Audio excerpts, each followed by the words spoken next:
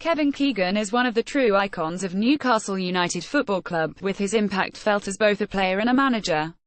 As the leader of the entertainers, Keegan led the Toon to Premier League title battles and into European competitions.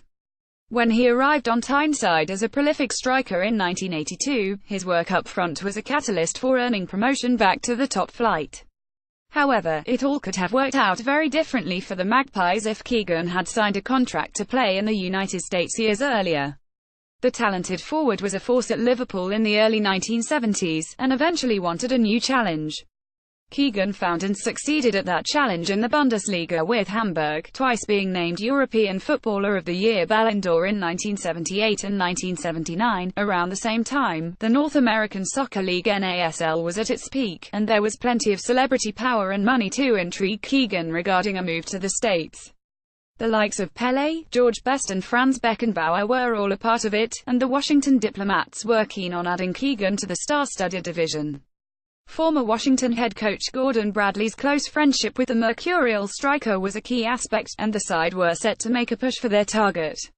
Club director at the time, Andrew Dollock, seemed mighty confident in the transfer happening, according to the Washington Post.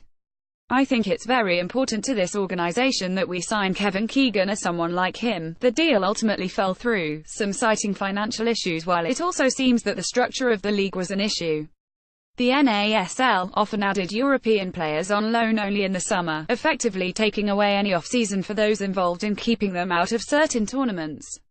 What could have been if the Diplomats had been able to sign Keegan? It does not necessarily guarantee that he would have made his way to St James Park a couple of years later. But it would have offered potential complications. Eventually folding in 1984, the NASL was infamous for turf pitches and extensive travel. There was even a team in Hawaii for one. Only for a summer or two. Those aspects would have been tough on a fatigued Keegan moving forward. Perhaps he would have decided on a different destination after the US and Germany, or injuries may have taken a toll on him. We'll never know for sure. He departed for Southampton instead, and 2 years later began his journey to the First Division with the Toon. Washington had to settle for a certain Dutch wizard in the midfield by the name of Johan Cruyff. Without Keegan, Newcastle may not have earned promotion in his final campaign.